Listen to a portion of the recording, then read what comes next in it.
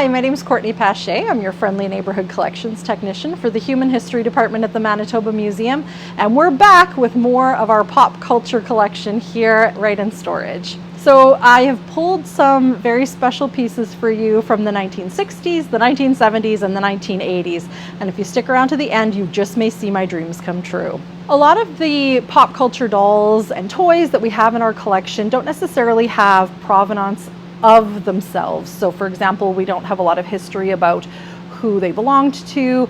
They may be brand new, they may have never been played with before, and that's because they were collected to reflect the culture of the time. I'm going to start off by showing you this doll from 1965. If you don't recognize her already, maybe if I show you her hair, it will give you a hint. This is Pebbles Flintstone. So this doll was produced in the mid-1960s. She has her iconic little shirt and her little bone in her hair. She looks like she was well loved before making her way to the Manitoba Museum. You can also see that her pants are very likely an addition and were probably handmade, but the shirt and the bone are definitely original to the doll. Next up, from the 1970s, we have this beautiful little example of Kermit the Frog, famous for the Muppets. This Kermit doll was made by Fisher-Price and he was produced in 1977. You can see his iconic little fringe, and he also has Velcro on his hands and his feet so that he can hold on to things. Representing the 1980s, we have Mr. T as B.A. Baracus from the A-Team. The show ran from 1983 to 1987. Mr. T was one of the main characters, and you can see him here in his outfit. When we take a closer look, we can actually see his name on his necklace and lots of detail in his jewelry that are all movable. For those of you who saw my last video, you'll know that my dream object in the collection would be to have a Cabbage Patch Kid. And thanks to a summer student we had a few years ago, shout out to Riley, I now found out that we do have her. The problem was that no one had cataloged her.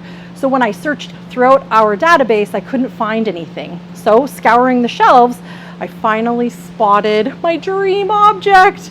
So here we have a Cabbage Patch Kid from 1984, and I have the fortune of being able to catalog her. So what I'm going to do is unbox her and then use the information from the box and her birth certificate in order to build a profile about this particular artifact. Anytime that we have opportunities to look at the original packaging, we can get a lot of information about these particular objects. Will also help us date the objects.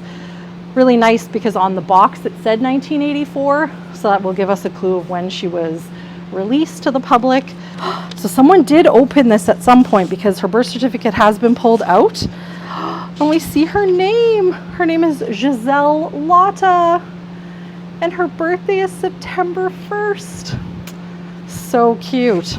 So all of these things will also become part of her record. Everything will get a number, and that will be all detailed in her catalog record.